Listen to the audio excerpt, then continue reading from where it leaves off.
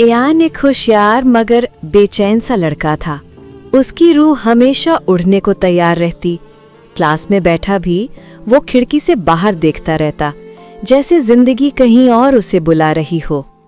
एयान ध्यान दो, उसकी टीचर मिस ज़ारा डांटती, मगर एयान के दिल में हमेशा ये ख्वाहिश रहती, काश मैं जल्दी बड़ा हो जाऊं, आज़ाद हो जाऊं। मौसम बदलते मगर अयान की बेचैनी नहीं। सर्दियों में बाहर का इंतजार, बाहर में सर्दी की ख्वाहिश। वो कभी हाल में खुश न रह पाता।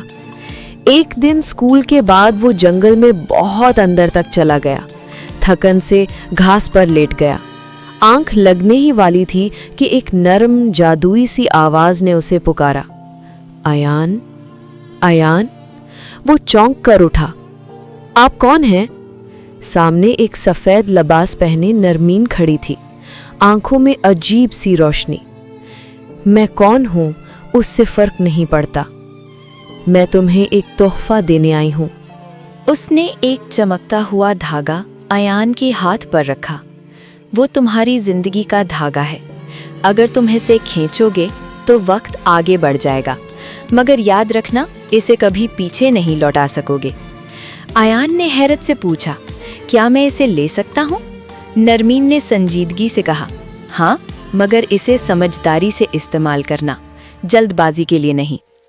अगले ही दिन अयान स्कूल में बैठा बोर हो रहा था।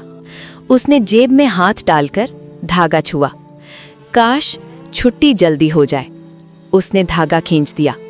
चंद लम्हों बाद मिस ज़ारा की आवाज गूंजी, बच्चों किताबें बंद, छुट्टी। अयान हैरान भी था, खुश भी। फिर तो ये उसकी आदत बन गई। होमवर्क से बचने के लिए, इम्तिहानों से बचने के लिए, हर मुश्किल लम्हे से निकलने के लिए वो धागा खींच देता। यूं दिन महीने बन गए और महीने साल जैसे लम्हों में गुजरने लगे। जवानी में उसे हिना से मोहब्बत हुई।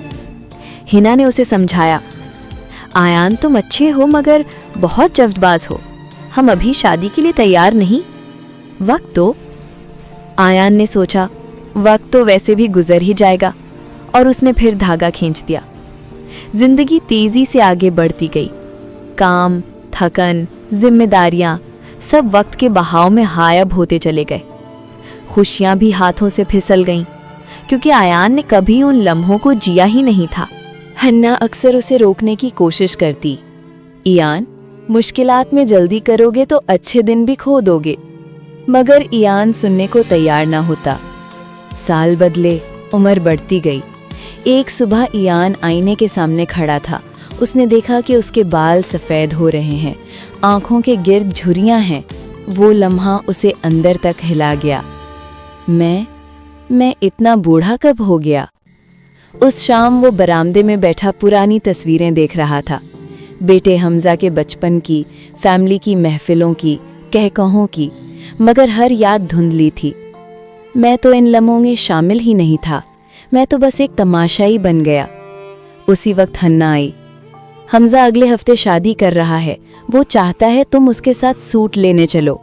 ईयान की आंखें भर आईं। मुझे तो याद ही नहीं कि वो पहली बार कब चला था, मैं कैसा बाप था। हन्ना ने उसके कंधे पर हाथ रखा। आयान, हम सब गलतियां करते हैं, जो वक्त बाकी है वो हम मिलकर गुजार सकते हैं। उस रात आयान का दिल पछतावे से भर गया। अगली रात वो दोबारा उसी जंगल में पहुंचा जहां सब शुरू हुआ था। वो घुटनों के बल गिरा।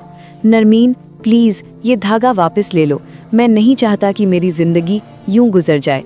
मैंने दुख से बचने के चक्कर में खुशियां गवा दी हैं। नरमीन सामने आई, हल्का सा मुस्कुराई। आयान, वक्त किसी का गुलाम नहीं होता, वक्त को थामने की कोशिश उसे खो देने के बराबर है। जिंदगी जीते हैं, भागते नहीं। आयान ने आंखों में नमी लिए कहा, बराहे करम, मुझे अपनी जिंदगी दोबारा जीने दो। इस बार हर पल को, चाहे खुशी हो या दुख, महसूस करना चाहता हूँ। आयान, फिर लेट। कोई बात नहीं, हमारे पास वक्त है।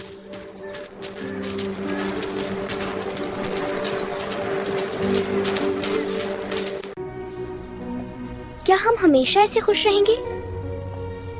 अगर हम हर लम्हे को जिएंगे तो हाँ।